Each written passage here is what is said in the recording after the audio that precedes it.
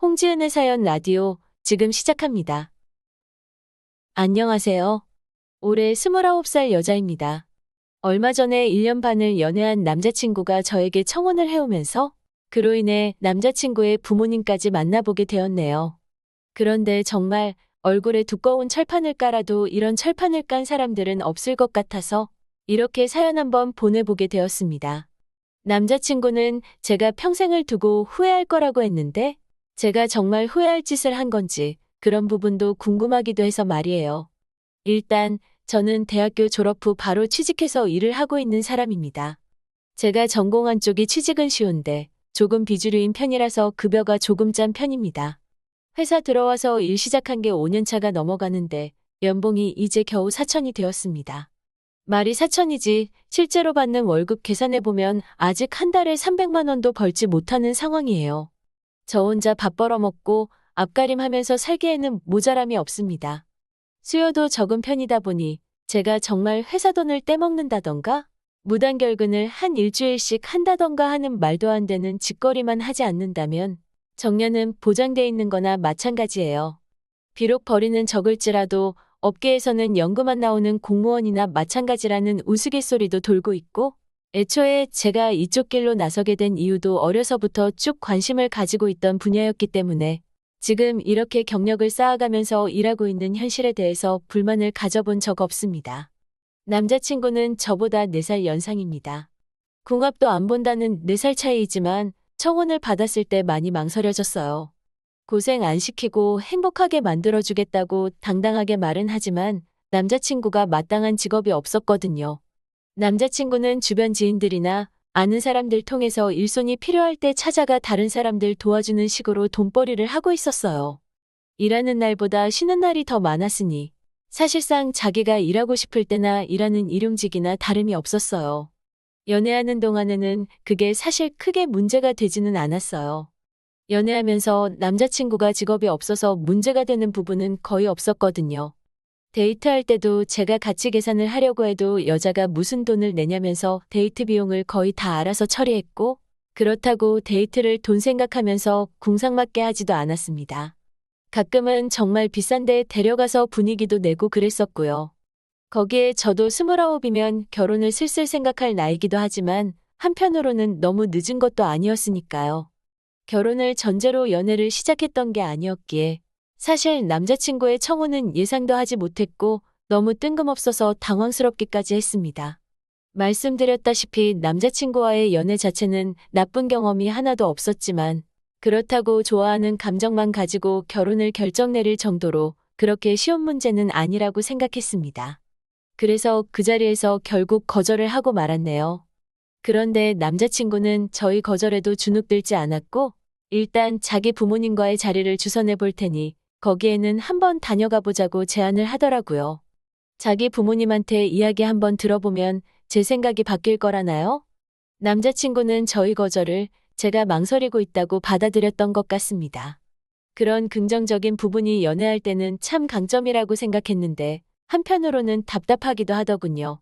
그리고 막무가내로 저를 부모님께 인사시키는 자리를 만들게 되었습니다. 며칠 계속해서 자꾸 피하지만 말고 이야기만 한번 들어보라고 하는데 대체 뭐 때문에 저러나 싶어서 일단은 그 자리에 나가보기로 정했습니다. 남자친구의 청혼은 거절했지만 그렇다고 당장 연애를 그만하고 서로 새 사람 찾자고 하는 건 아니었었거든요. 그리고 혹시나 남자친구가 당장은 아니라도 나중에 안정적인 직장이 생기거나 한다면 다시 생각해 볼 수도 있는 문제라고도 생각했어요. 어디 분위기 좋은 곳이라도 예약을 해놓았을 줄 알았는데 남자친구가 저를 데려간 곳은 다른 곳이 아니라 남자친구의 부모님 댁이었습니다. 말도 없이 갑자기 집에서 인사를 드리게 되었으니 부담스러움이 2배가 되더라고요. 밖에서 만나면 괜찮지만 부모님 댁으로 가는데 빈손으로 갈 수는 없어서 근처 과일 가게에 들러서 제철포도 한 상자를 사서 갔습니다. 남자친구 부모님은 꽤나 고급 아파트로 알려진 곳에 살고 있었어요.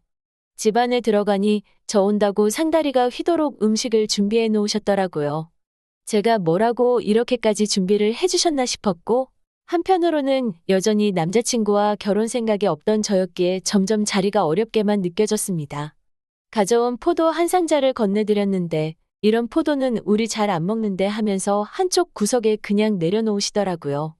당신들은 샤인머스켓이 아니면 일반 포도는 입에 잘 안 맞는다고 하시면서요. 사온 사람 성의도 있는데 면전에 대고 그렇게 말씀하시니 괜히 시작부터 안 좋은 예감이 들었습니다. 남자친구는 조금 가벼운 성격이지만 그래도 남을 상처 주는 말을 하거나 하는 사람은 아니었는데 아무리 가족이지만 많이 다르다는 느낌을 받았어요. 식사하는 동안에는 별 이야기가 오고 가지 않았습니다. 남자친구만 옆에서 제잘제잘 떠들고 있었고요. 저도 너무 긴장했어서 사실 그때는 무슨 이야기를 나눴는지 잘 기억도 나지 않았습니다. 본격적인 이야기는 식사가 끝나고 나서 시작되었어요. 남자친구 부모님은 우리 장남이 워낙에 자유분방하고 그래서 결혼 생각이 없는 줄 알았다고 하시더군요. 그런데 이렇게 결혼할 사람이라고 저를 데려온 걸 보니 너무 기쁘다고 하시는 거예요. 저는 남자친구 청혼에 분명히 거절의 뜻을 말했는데 남자친구 부모님께서 이미 저를 결혼할 사람이라고 알고 계시는 걸 보니 이거 이렇게 정신 못 차리고 가만히 있다가는 진짜 결혼하게 되는 거 아닌가? 하는 생각이 들었습니다. 분위기를 깨고 싶지는 않았는데 솔직하게 제 생각을 말할 수밖에 없다는 생각이 들었습니다. 남자친구 청혼에 저는 사실 결혼하겠다고 대답한 적이 없다. 남자친구가 저보다 4살이나 더 많은데 아직 직장도 없고 좋아하는 마음만 가지고 결혼하기에는 어렵다는 결론을 내렸다고 저의 생각을 말씀드렸어요. 그리고 오늘 자리 또한 결혼에 대한 이야기가 오고 가는 자리인 걸 미리 알았다면 아마 오늘 제가 여기 따라오지도 않았을 거라고요. 그런데 남자친구 부모님이 껄껄 웃으면서 우리 장남이 직업이 없는 게 뭐가 걱정거리라도 되느냐는 듯이 받아치시더군요. 남자친구가 집안의 맞이인데 당신들이 맞이 자리 잡도록 뒷바라지를 다 해주실 생각이라고 하시는 거예요. 우리 아들 미래는 자기들이 책임질 테니 너는 일단 시집을 와라 하는 말투였습니다.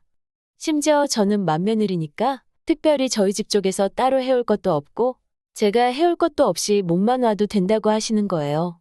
우리 아들도 이 나이에 어디 회사 들어가서 밑바닥부터 시작시킬 생각은 없지만 결혼하고 한 집안의 가장이 되면 적당한 명함 하나는 있어야 하지 않겠냐면서 가게를 하나 열어주실 생각이라고 하더라고요. 남자친구 부모님의 설명이 끝나니 남자친구가 옆에서 들었지 하면서 몸만 오면 된다는데 뭐가 그렇게 걱정이 되었냐면서 진지하지 못하게 까불거리고 있더라고요. 저의 거절에도 부모님 한번 만나보라고 우기던 게 믿는 구석이 있어서 그런 거였더라고요. 그래도 어떻게 지금 당장 대답해 드릴 수 있는 일은 아닌 것 같다고 저도 한 발 물러났습니다. 저희 부모님께서도 하나뿐인 딸 시집 보내는데 맨입으로 보내고 싶지는 않으실 거고 아직 저는 결혼에 대해서 저희 부모님하고도 이야기 나눠본 게 없다고 했어요. 그랬더니 남자친구 부모님이 다 해준다는데 뭘 자꾸 그러냐고 하면서 혼수 같은 것도 이 집의 가구랑 가전 최신식으로 바꾼 지가 아직 1년도 안 되었다며 바꿀 게 하나도 없어서 사오라고 할 것도 없다는 거예요. 혼수 이야기를 하면서 당신들 집 가전가구 바꾼 이야기를 하는 게 무슨 말인가 싶었는데 다른 뜻이 아니었네요. 몸만 오라고 하는 그 말이 시집살이 시킬 테니까 다른 거 준비할 필요 없이 저만 오면 된다는 뜻이었던 겁니다. 가족 하나 보고 살아온 사람들이고 장남에 거는 기대도 크기 때문에 당신들이 모든 지원을 남자친구한테 해줄 생각이니 결혼하면 당연히 합가해서 사는 게 맞다고 하는 겁니다. 그리고 맏며느리라면 당연히 해야 하는 일 아니겠냐고 당당하게 말하는 겁니다. 이어서 제가 일하는 업계가 연봉도 짜고 대우도 좋지 않다고 들었다며 이참에 시집 오면서 회사도 그만두고 새로운 부모님이 생겼다 생각하고 당신들하고 알콩달콩 잘 살면 좋지 않겠냐 하더라고요.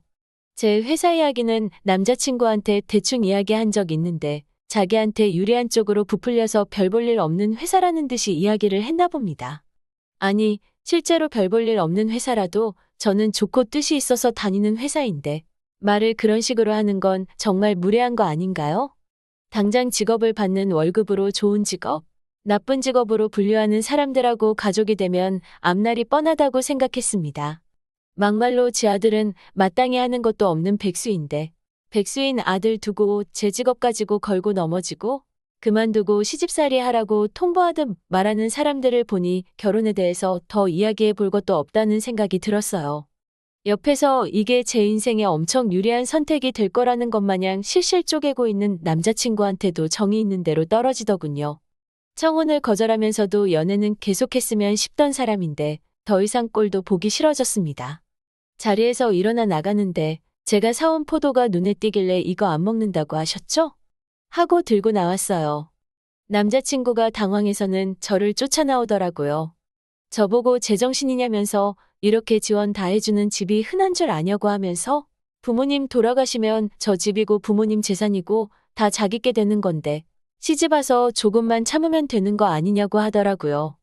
조금만은 웃기지도 말라고 앞으로 30년이면 내 나이가 60이라고?